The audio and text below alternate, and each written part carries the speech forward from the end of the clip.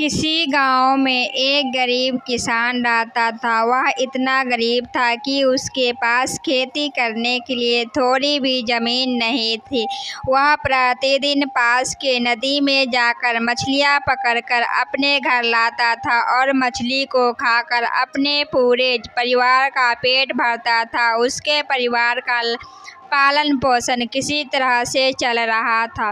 वह किसान प्रत्येक दिन नदी के किनारे आता था और मछली पकड़ने वाले मजबूत जाल का प्रयोग कर नदी से मछली निकालता था और अपने घर ले जाता था। कुछ दिनों के बाद नदी में मछलियों की संख्या काफ़ी कम हो गई थी। यह देखकर नदी में बाकी मछलियाँ काफ़ी परेशान एवं डरी सहमी सी रहने लगी थी।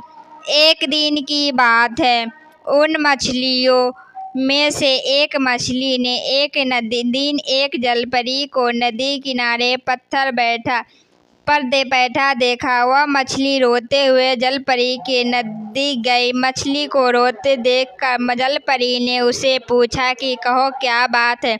वह मछली बोली कि एक आदमी प्रतिदिन नदी में जाल डालकर मछलियों को अपने जाल में फंसाकर पानी से बाहर निकाल लेता है और फिर अपने घर ले जाता है। इस कारण इस नदी में काफ़ी कम मछलियाँ रह गई है। बाकी बची मछली काफ़ी परेशान और तनाव में है। जलपरी ने कहा कि तुम परेशान मत हो।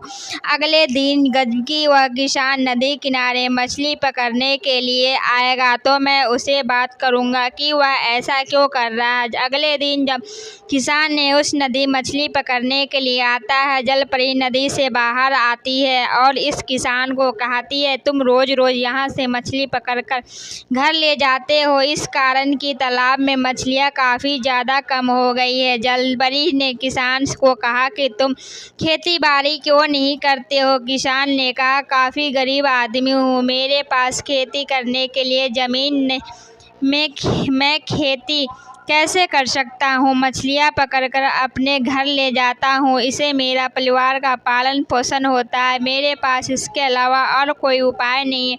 अगर मैं मछली नहीं पकड़ूंगा तो मेरा परिवार भूखे से मर जाएगा। जलपरी को किसान की बात और उसकी मजबूरी अब समझ में आ गई थी।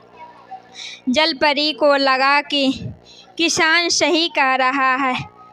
यह अपने परिवार की मजबूरी के कारण नदी में मछली पकड़ता है। मछली को भोजन के रूप में खाकर इसके परिवार का किसी तरह से पालन पोषण चलता है।